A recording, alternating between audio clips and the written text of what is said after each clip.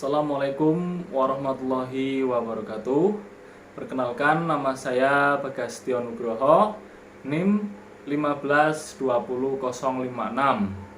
kelas HTNP, Makul Fikih Jinayah, Prodi Hukum Tata Negara, UIN Abdurrahman Wahid, Pekalongan. Di sini saya akan melanjutkan materi selanjutnya dari Fikih Jinayah. Untuk materi yang kali ini dalam fikih jinayah, yaitu saya akan menjelaskan mengenai materi tentang jarimah takzir atau takzir dengan reformasi hukum serta positif hukum yang ada di Indonesia. Untuk yang pertama, yaitu kita langsung saja membahas materi yang pertama, itu mengenai takzir. Takzir di sini diartikan sebagai hukuman yang dijatuhkan atas dasar kebijakan dari penguasa atau pihak-pihak yang berwenang dalam suatu kepemerintahan di dalam daerah tertentu. Dikarenakan hukuman ini tidak terdapat pada Al-Quran maupun hadis. Untuk menjatuhkan hukuman dari pelaku takzir ini, yaitu dengan kebijakan-kebijakan dari penguasa di daerah tertentu atau seorang hakim di pengadilan. Dalam istilah lain, ulama di dalam Islam menjelaskan atau mengartikan daripada takzir ini yaitu sebagai proses pendidikan, yaitu dengan cara perkataan, yaitu mencegah serta menasehati dari pelaku takzir ini. Ulama lain berpendapat mengenai pelaku takzir itu sebagai proses penyadaran, yaitu dengan apabila pelaku takzir ini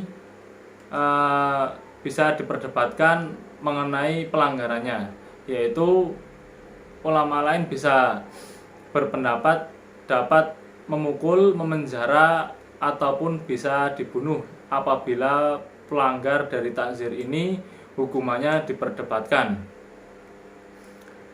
Misalkan contoh dari tindakan pidana takzir ini, yakni koruptor.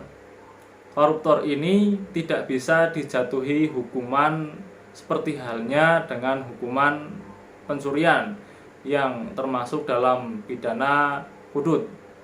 Koruptor ini dapat dijatuhi hukuman apabila hukumannya atas dasar dari kepala penguasa atau penguasa dalam suatu daerah, yaitu koruptor itu bisa dijatuhkan hukumannya atas dasar dari keputusan-keputusan hakim di pengadilan dengan dasar-dasar tertentu yang ada dan dianut dalam suatu daerah tersebut.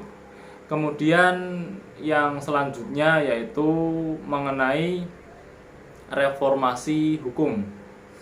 Reformasi hukum mungkin kita tahu, yaitu reformasi adalah sebuah kata perubahan. Dalam reformasi hukum ini yakni diartikan pula sebagai perubahan secara drastis untuk perbaikan ataupun bertujuan untuk perbaikan di bidang hukum yang berlaku di dalam masyarakat ataupun negara.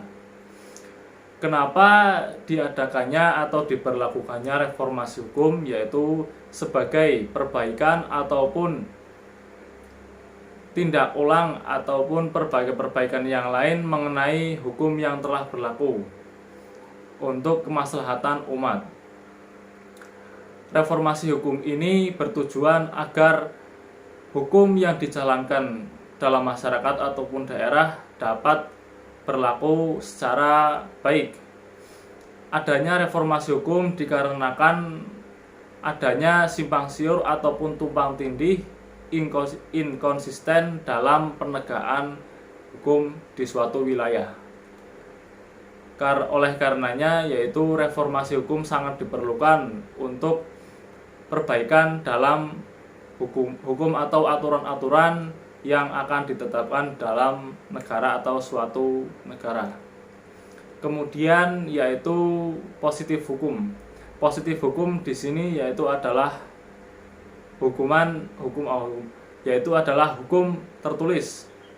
Hukum yang telah ditetapkan oleh pemerintah dengan kebijakan-kebijakan seperti tadi, yaitu melalui reformasi hukum. Jika reformasi hukum itu telah disetujui, telah diperbaiki dengan ketentuan-ketentuan dan syarat-syarat tertentu untuk kemaslahatan umat, maka selanjutnya adalah positif hukum, yaitu hukum-hukum yang telah ditetapkan oleh negara atau suatu daerah untuk dijalankan hukum tersebut. Sekian dari saya. Terima kasih. Wassalamualaikum warahmatullahi wabarakatuh.